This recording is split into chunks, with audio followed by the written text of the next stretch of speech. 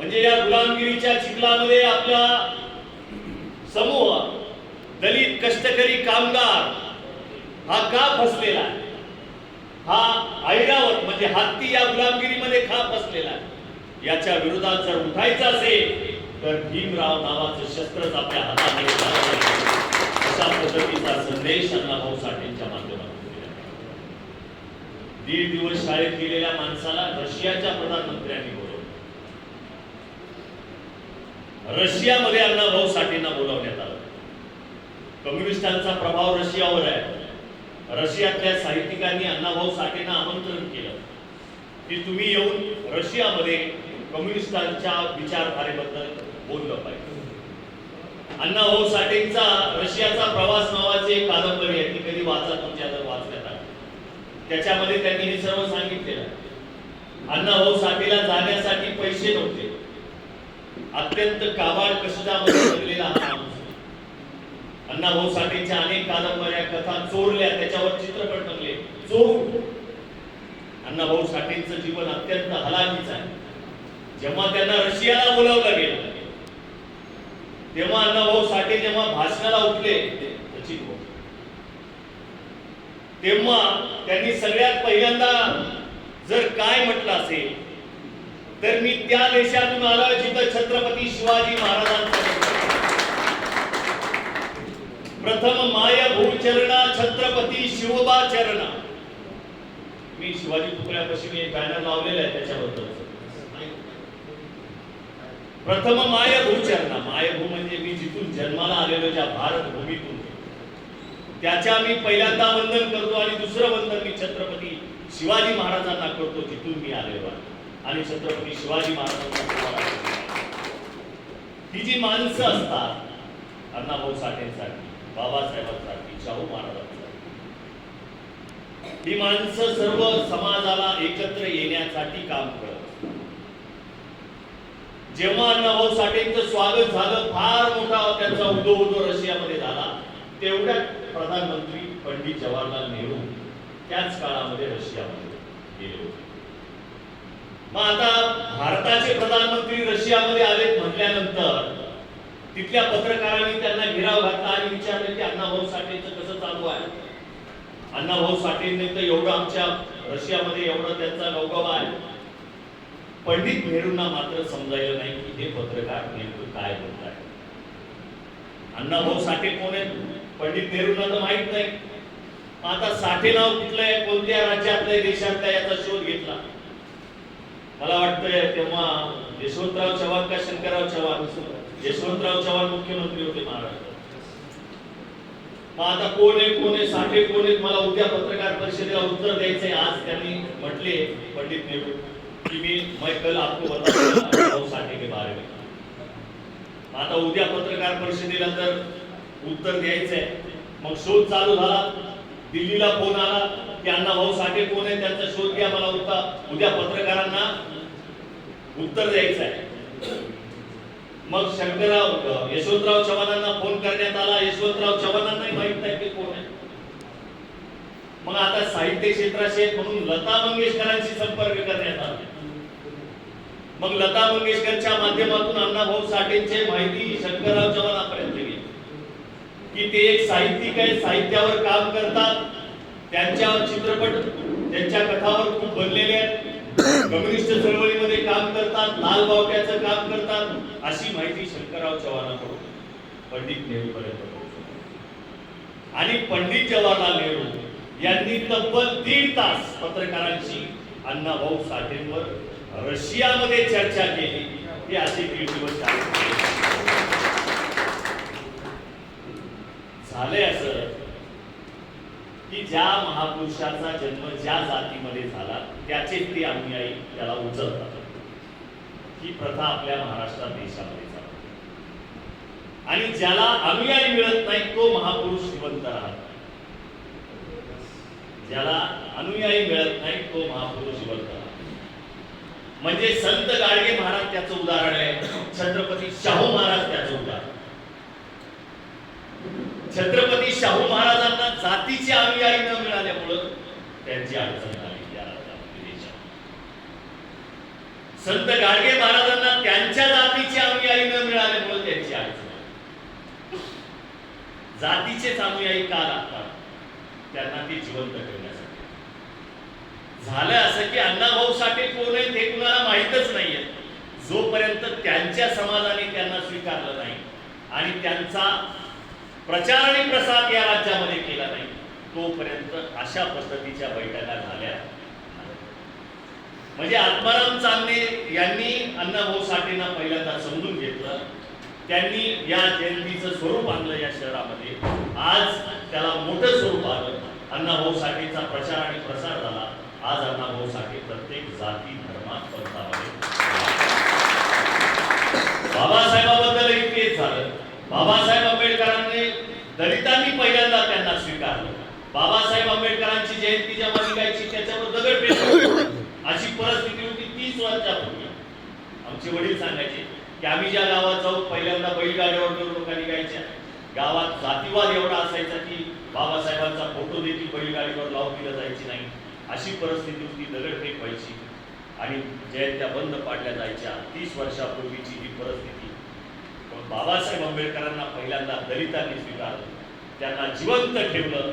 आज बाबासाहेब आंबेडकरांची जयंती ना चाहते हुए भी RSSच्या संघाच्या नागपूरच्या कार्यालयात. बरोबर आहे की नाही? त्यांना आवडत नाही पण त्यांना करावी लागते तेवढा फोर्स बाबासाहेब आंबेडकरांचा आणि त्यांच्या विचारांचा या देशामध्ये तयार. दलित, मुस्लिम, ओबीसी यांच्यामध्ये सध्या वातावरण जे खराब करण्याचा प्रयत्न या देशामध्ये होतोय, त्याला जर संपवायचं असेल तर या महापुरुषांच्या विचारावर आपल्याला सगळ्यांना चालावं लागेल. हा देश हा सेक्युलर आहे. हा धर्मनिरपेक्ष देश आहे. हा कुठल्याही धर्माचा देश नाही. संविधान, या भारताचं संविधान सांगतंय कि हा देश धर्मनिरपेक्ष है. वी द पीपल, हम भारत के लोग, आम्ही भारताचे लोक. बाबासाहेब आंबेडकरांनी हे जे संविधान तयार केलं आहे हे धर्मनिरपेक्षतेवर आधारित आहे. कुणी याला एका धर्माचा प्रयत्न करू शकत नाही. बाबासाहेब आंबेडकरांची तरतूद आपल्या संविधानामध्ये. म्हणून आपण सर्व जाती धर्माची माणसं आज बल्लाळ साहेबांच्या माध्यमातून वारंवार आपल्यामध्ये डायलॉग होतो. डायलॉग म्हणजे काय? संवाद. जर आपल्यामध्ये संवाद नसेल तर आपल्यामध्ये पेट्रोल, तेल ओतण्याचं काम करणारी यंत्रणा या देशामध्ये ऍक्टिव्ह आहे. आता शब्बीर भाऊनी सांगितलं त्यांच्याकडे जे पण असतील त्यांच्याकडे यंत्रणा आहे. फेक अकाउंट उघडतात, काहीही टाकतात आणि त्याच्यातून आपल्यामध्ये वितुष्ट तयार होतं. आपण सगळे अलर्ट असलं पाहिजे. सध्याची जी राजवट आहे ती विषमतावादी राजवट आहे. याच्यावर आपण अलर्ट असलं पाहिजे. सोशल मीडिया हँडल करणाऱ्या मुलांना कुठलीही जर सोशल मीडियावर पोस्ट आली तर आपण त्याचा विचार पहिल्यांदा केला पाहिजे, ही खरी आहे का खोटी आहे, आणि त्याच्यावर आपण उत्तर दिलं पाहिजे, रिॲक्ट झालं पाहिजे. आपली मेंटॅलिटी खराब व्हावी याच्यासाठीच या देशामध्ये काम चालू आहे. म्हणून जाता जाता एवढंच सांगेल की अण्णाभाऊ साठे आणि बाबासाहेब आंबेडकर, शाहू महाराज या सर्वांचं एक नातं आहे आणि या नात्यातून एक समाज, एक ताकद बनवण्याचा प्रयत्न आपण सर्वांनी करूया. बीड जिल्ह्याचं जे वातावरण जातीवादाने खराब झालेलं आहे याच्यावर 1 मिनिटात बोलणार. त्याच्यावर एक उपाययोजना उद्यापासून चालू होते. काय उपाययोजना चालू होते की महाराष्ट्रामध्ये जेवढे साहित्यिक आहेत, महाराष्ट्रामध्ये जेवढे साहित्यिक आहेत हे साहित्यिक उद्या बीड शहरामध्ये एकत्र येणार. म्हणजे 1 ऑगस्ट हा दिवस त्यांनी बीड साठी निवडलाय. म्हणजे बीड मध्ये जे वातावरण खराब झालेले, जाती जातीमध्ये द्वेष तयार झालाय आणि याच्यातून तो लोन आपल्या शाळेतल्या मुलांपर्यंत जातो. आता मी पण एक शिक्षक आहे. मी विनायक विद्यालयाला शिकवतो आपल्या सर्वांसाठी. आता सगळ्यात सकाळी सकाळी आमच्या इथं 26 जानेवारीला प्रभात फेरी निघते. आता आपल्या सगळ्यांना माहिती आहे की प्रभात फेरी सकाळी निघाल्यानंतर आपल्या लहानपणी कोणत्या घोषणा होत्या? 1 रुपया चांदीचा, सारा देश गांधीचा. आहे की नाही?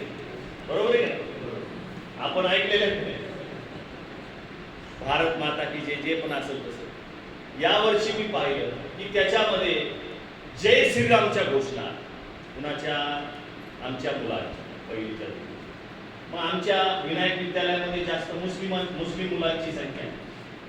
मग आता इकडून जय श्रीराम म्हणायला लागले म्हणून इकडून अल्लाहू अकबर म्हणायला. हे आम्ही कधीही पाहिलेलं नाही, तुम्हीही कधीही पाहिलेलं नाही.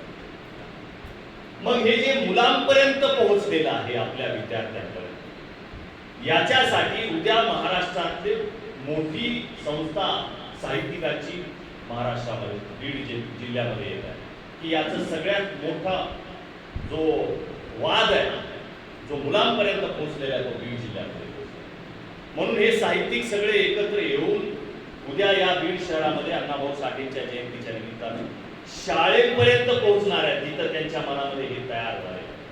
आणि हे बंद करण्यासाठी या महापुरुषांचे असणारी समता, स्वतंत्रता, बंधुता हे शिकवण्याचा प्रयत्न महाराष्ट्रातले साहित्यिक करताना दिसतात उद्यापासून. त्यांनी हा प्रयोग बीड जिल्ह्यामध्ये राबवण्याचा प्रयत्न अण्णाभाऊ साठेंच्या जयंतीच्या निमित्तानं उद्यापासून ते करणार.